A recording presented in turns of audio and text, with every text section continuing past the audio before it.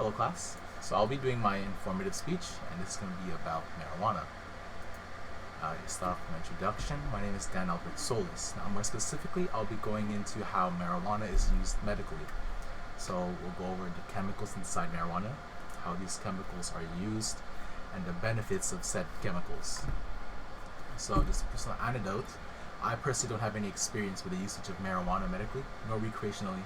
So my aim with this informative speech is to deliver an unbiased view regarding medical marijuana, and so no personal anecdotes here. So let's start off with the body. So let's start off with our first main point with main chemicals. So the main chemicals inside marijuana, or specifically cannabinoids, are THC and CBD, and these are mainly used to treat conditions. These are the cannabinoids that are used to treat these. So more specifically, THC is short for tetrahydrocannabinol. And this is responsible for the psychological effects of marijuana. It attaches itself to the brain's receptors, affecting thinking, memory, pleasure, coordination, sensory, and time perception. And so this is considered a psychoactive cannabinoid, meaning that it affects the mind. The other main chemical is CBD. This is short for cannabidiol, and this is a non-psychoactive cannabinoid. So that means that it doesn't affect the mind, but it affects it slightly. So it has a slight effect, not as large as THC, and so it's considered non-psychoactive. And this is the cannabinoid which is used mainly for treatment. So these are the two most common cannabinoids present in marijuana. So marijuana has many cannabinoids, something from the figures of 80 to 100 cannabinoids and over 100 chemicals. But this is a list of the major ones are CBD and THC, but these are some other minor cannabinoids, and these are the associated benefits of these cannabinoids.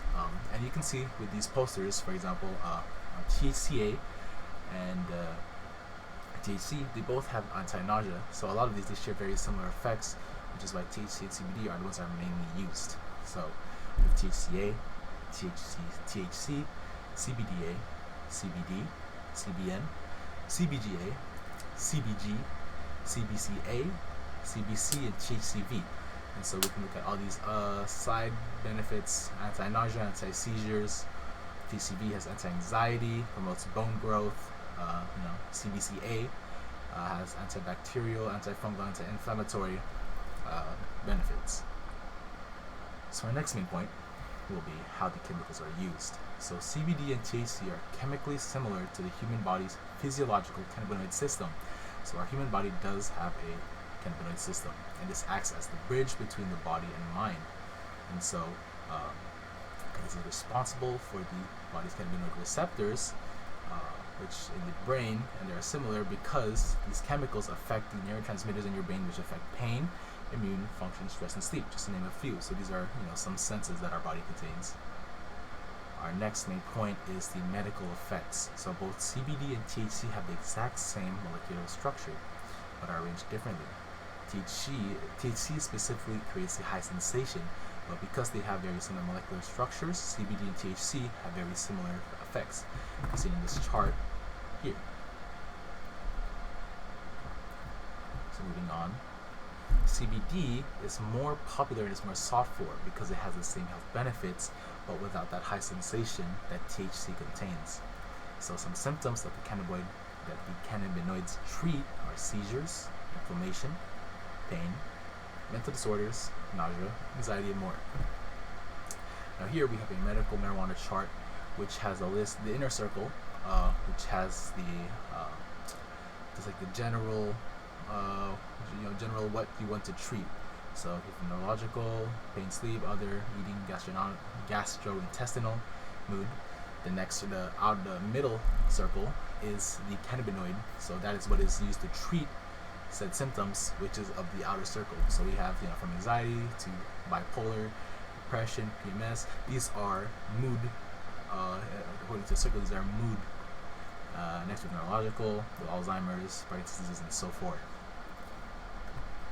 So in 2018, researchers from a rheumatology unit at several hospitals gave their patients Sativex, a cannabinoid-based pain-relieving medicine. So after a 2-week period, people on Sativex had a significant reduction in pain and improved sleep quality compared to the placebo users. There have been also other studies which have found that plant-derived cannabinoids and inhaled marijuana can decrease arthritis pain, according to a National Academia's report. And this is from the Business Insider. So, to go into our conclusion, my name is Dan Albert Solis. My thesis was how marijuana is used medically. We went over the two main chemicals in marijuana, how they were used and the benefits of said chemicals. And just to end with a little fun fact, as of June 2018, the FDA has approved of the first plant-derived cannabinoid prescription medicine to treat seizures named Epidiolex. And it's used to treat seizures and specific conditions such as Lennox-Gastaut syndrome, Dravet syndrome, and tuberous sclerosis complex. So these are, at least Dravet syndrome has some seizure symptoms, and so this is basically a landmark case or a landmark prescription medicine, because this is the first ever cannabinoid derived or plant derived prescription, and for more to come. So thank you for listening to my speech.